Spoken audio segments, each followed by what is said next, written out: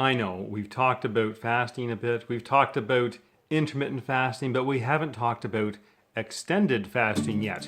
Oh my goodness, extended fasting. What kind of a crazy person would do that kind of stuff? Well, stay tuned and you'll find out.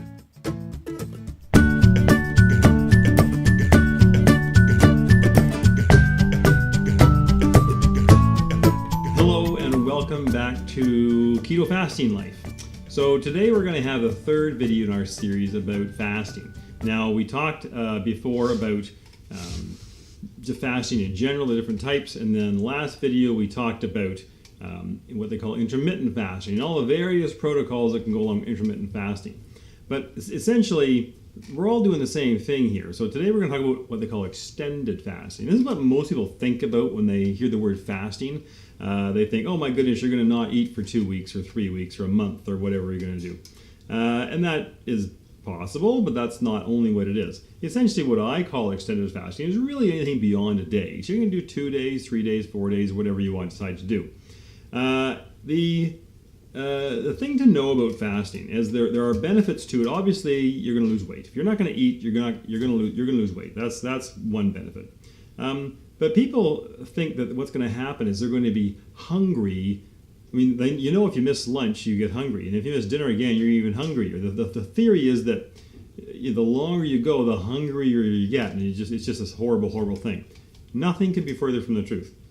The fact of the matter is, your body has lots of stored food. We call it fat. And you can go for depending on how much fat you have, you can go long periods of time without food.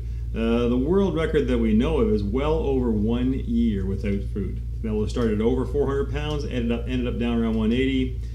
Doctor supervision, no problem at all, no food. The food is sitting there, don't worry about it, your body knows how to handle it. Liquids are a different matter. You can't go for a year without drinking.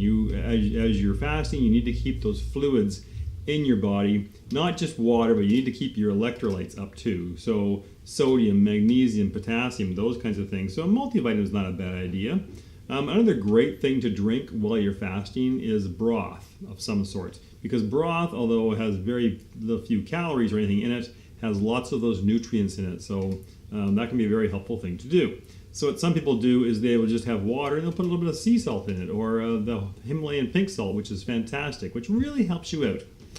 One thing you have to know is that for most people, and I am no different, I experience the same thing, that day 1 and 2 tend to be the hardest. Those are the days when your body's kind of saying, wait a minute, what's going on? There's no food, and it kind of gets used to that, what's going on. I find personally, and a lot of people report this, that come day 3, things normalize. Your hunger essentially goes away. And day 3 and day 4 and day 5 are just repeats of the same thing, and you feel fine. You don't feel hungry. You're not craving food. You are feeling just fine. Actually, oddly enough for me, the only time I actually crave food is when I'm getting close to the time I've decided to break my fast. So if I've decided to do a 5-day fast, and I know I'm going to have dinner on the 5th day, about lunch on that day, I start to go, oh my goodness, I'm going to have some food. I'm so hungry. Because you're thinking about it. But you're not, of course. Actually, coming up in a few weeks, I plan to do a 7-day fast, which will be the longest I've ever done. So I'll record the progress of that and report it back to the group. So the thing is, I mentioned this before, there's a hormone called ghrelin, which they call a hunger hormone. And it gets very conditioned in your body to go up and down with when you regularly have meals. So breakfast and lunch and dinner. And it makes you hungry. After you fast for a few days, it never drops to 0, but it does, instead of going up and down like this, it's kind of steadies out. So your hunger becomes less and less and less, and you kind of stop thinking about food to a certain extent. Actually, I read reports of this fellow who went for over a year. Food became like a foreign thing to him. He didn't even think about food. It wasn't something on his radar. He just went on his daily life. So the other thing, as you're doing this, your body's fully converted to using fat from your body stores. You're producing ketones, coursing through your veins, providing you lots of energy, so you don't feel weak. You don't have those kinds of problems that people think about. But the thing is, you do have to stay hydrated. So you can have water, you can have tea, you can have coffee, you can have broth, and get that kind of stuff. Diet soda, if you don't mind diet soda for other reasons, that's fine. Now, some odd things about fasting for a little extended period of time that I've discovered.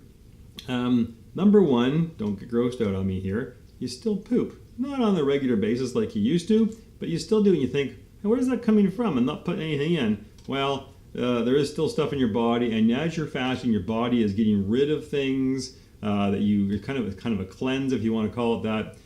So to a certain degree, some stuff still comes out. The other thing I certainly discover is I get cold. So part of your body's reaction to the reduction in calories in your diet is to reduce your body temperature down a little bit. So I find when my body temperature drops by about a degree on average, and so I put a sweater on. So that's just something to be aware of. Other people don't find that. I found that. So in general, if you're not eating, as a very, very, very general rule of thumb, and every body is different, you will tend to burn about 1/2 pound of fat a day. So a week-long fast, well, a 5-day fast might account for 2.5, 3 pounds of fat loss. So that's what you can kind of expect. Certainly, you will act on a scale show more than that because you're going to lose some fluids as well, but those will come back after the fast is finished. Anyway, I encourage people to try it. After you've kind of gone through the extended fasting a bit, the intermittent fasting a bit, try an extended fast, try it 2 days, try it 3 days, and see how it goes. Most people find it a very, very rewarding experience. I'm getting all kind of goofy here, but you know you can do it, and all of a sudden you realize that your relationship with food has been a little skewed your entire life. That it's not something you need 3 times a day, and it helps you. Once you come off the fast, you've kind of reset your system. You feel like $1 million, and your body will thank you for it. Okay, well, I hope this is informative. Go back and watch the other 2 videos on fasting if you haven't seen him. I'll put a link right here somewhere. If you have questions, absolutely post them down in the comments. Please subscribe to the channel if you haven't done so already. Click that like button, and I will have lots more videos for you coming up. Thank you.